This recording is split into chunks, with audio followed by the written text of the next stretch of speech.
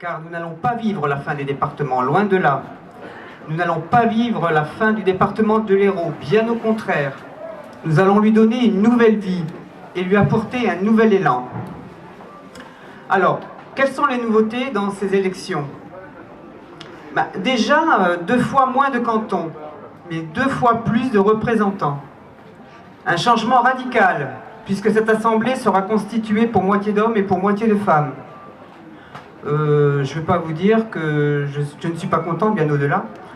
Une touche féminine qui va apporter une vision complémentaire dans l'harmonisation et la réalisation des projets, des actions, et qui seront actées par l'Assemblée départementale, bien entendu. Deuxième chose, un contour, de par le redécoupage redéfini avec le départ de Villeneuve-les-Maguelones, certes, mais l'entrée de Gijan, qui offre du coup une unité territoriale autour de ce bassin, puisque les communes qui font partie de ce canton sont les mêmes que celles que l'on retrouve dans Toaglo. Un canton, du coup, qui compte 44 500 habitants, avec une densité démographique sans cesse en évolution. Ensuite, naturellement, je ne vais pas oublier la situation géographique de ce canton qui confère donc une cohérence autour du massif de la Gardiole, mais aussi par l'existence des étangs et de la mer qui diversifie bien entendu sa richesse.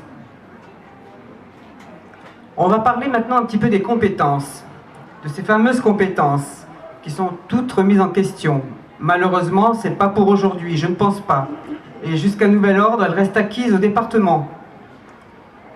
D'une part, la solidarité, qui se retrouve de manière transversale dans toutes les étapes de la vie humaine, et plus particulièrement auprès des personnes âgées, des personnes handicapées.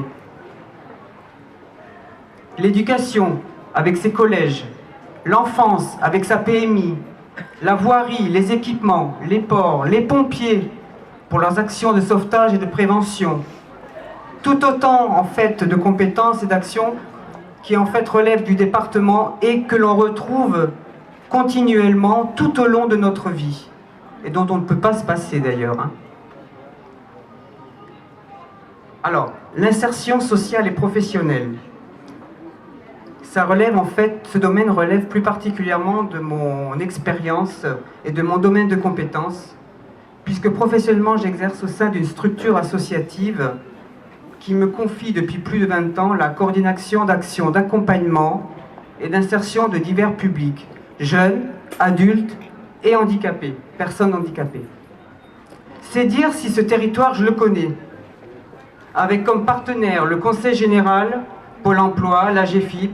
J'ai accueilli, écouté, accompagné des personnes de l'ensemble des communes de ce canton, mais également du canton de Metz et de Sète.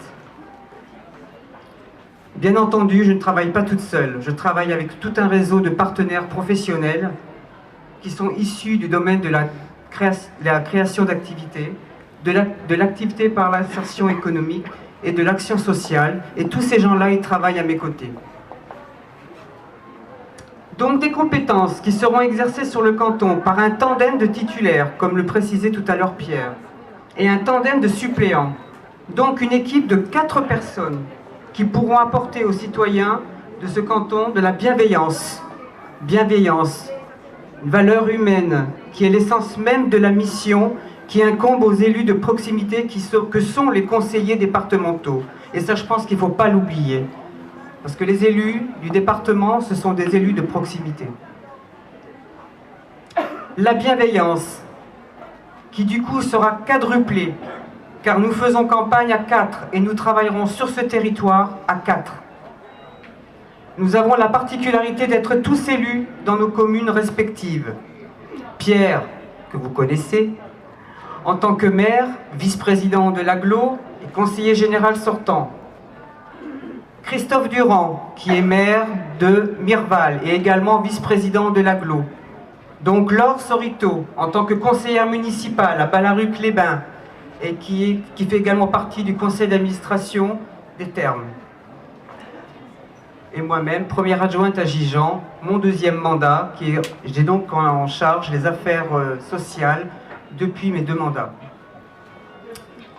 Tout ça pour dire que finalement nous avons les compétences et la connaissance des besoins et des attentes des personnes qui vivent sur ce bassin. Et ça, il ne faut pas l'oublier. C'est très important. Un autre point important qui montre notre désir d'aller vers nos citoyens, c'est la mise en place de 4 locaux de permanence répartis sur les 4 communes. Du coup, nous pouvons garantir une qualité d'accueil et une égalité d'accès aux personnes souhaitant nous rencontrer. Pour conclure, je dirais simplement que le choix de notre slogan n'est pas anodin. Il est à l'image de notre dynamisme et de notre volonté d'aller plus en avant. Je vais donc maintenant laisser la parole à mes colistiers. Merci.